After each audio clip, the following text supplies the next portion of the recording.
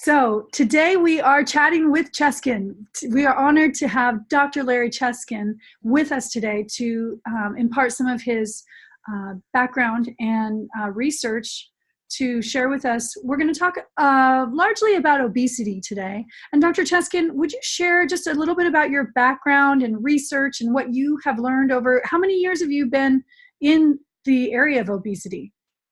Well, I've been treating obesity for about 30 years now, and I founded the Johns Hopkins Weight Management Center, which is a university-based treatment program for people who've been struggling with weight problems. And it's a team-based, multidisciplinary approach where you're assessed in person by a dietitian, a psychologist, an exercise specialist, and usually myself as the medical provider. And it's a team-based approach where you have a treatment plan that's based on your individual needs. And that's been going on for, as I said, about 30 years. Wow. And tell us a little bit, because in those 30 years, you've also published numerous studies. Tell us a little bit about the studies and the research that you've done, would you? Well, the kinds of research that I do primarily are looking for better ways to get results for people. So it is in terms of doing clinical trials, which means you try different things and see what works better. And you do it in what we call a controlled fashion so that you can draw conclusions that are stronger than what you might get if you just ask somebody, well, what worked for you? And they tell you. Yeah. And how many would you say you've done? I mean, I saw your resume. How many studies? I've been involved in certainly dozens of clinical trials over the years. Some of them were primarily my invention, and others were in collaboration with others. Brilliant. And what did the data tell you about obesity? First of all, would you share with us what our current state of health is in this country, and maybe give us a little bit of your predictions of what the history tells us that the future will be? Well, there's been a steady rise in the rates of overweight and obesity for the past at least a generation. And we're currently at something like 70% of American adults are either overweight or obese. And about 40% of that 70% of the whole population is actually obese at this point. So it can't get a whole lot higher than that because of genetics and natural inclinations. Some people are never going to get obese unless you lock them in a room and force feed them.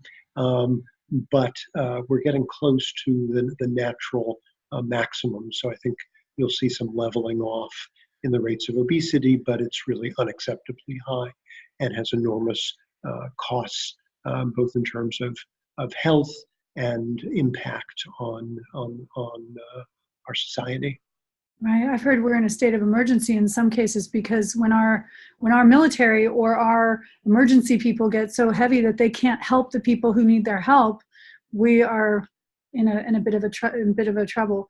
So tell me a little bit about how comorbidities are related to obesity, specifically type 2 diabetes. There's been a rise in that as well, correct? Yes, and type 2 diabetes is perhaps the major disease that is most tightly linked to body weight. So as the rates of obesity have gone up, in lockstep, the rates of diabetes have gone up. And it's less common than being overweight or obese, but we're still talking about probably 1 out of every 7 Americans is in at least the pre-diabetic to diabetic state at this point, which is also a doubling or tripling of the rates a generation or two ago. Right. Yeah. It's unfortunate. And I know you've watched it grow over the years as well because you've been involved in these studies and working with individuals. Yes. So what do you think? You mentioned something about a broad societal set of changes. What is going to have to happen for our country to shift? I mean, what's going to stop this? Unfortunately, it's not easy. If we had easy answers, we would have done them already.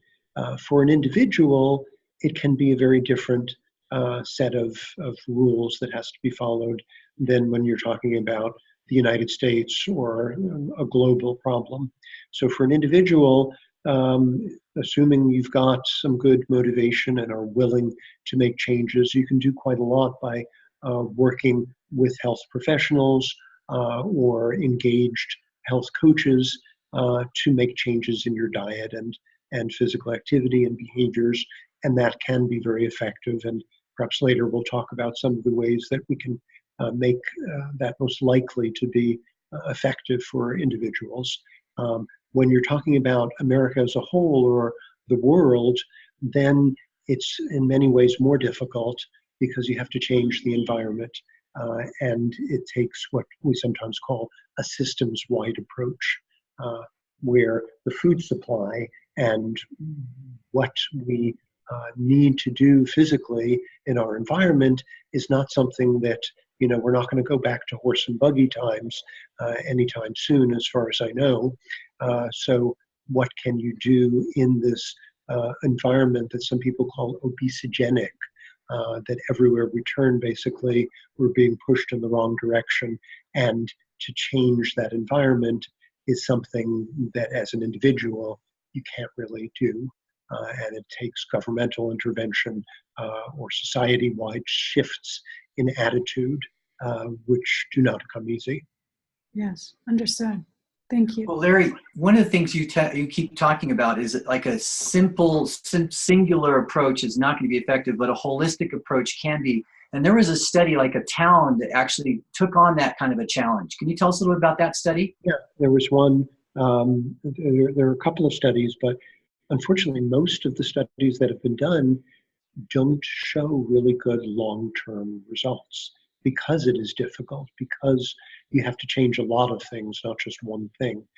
There was one in Somerville, Massachusetts, Take Shape Somerville, an intervention that's been going on for quite a while. And they were able to show some changes in rates of obesity that seem to be persistent, that are lasting. And they did that by making widespread changes in this town to address the problem. So it was not just doing one thing, it was doing a whole host of things. So really looking back at what your 30 plus years of history is, that there is definitely things that have been proven to be effective.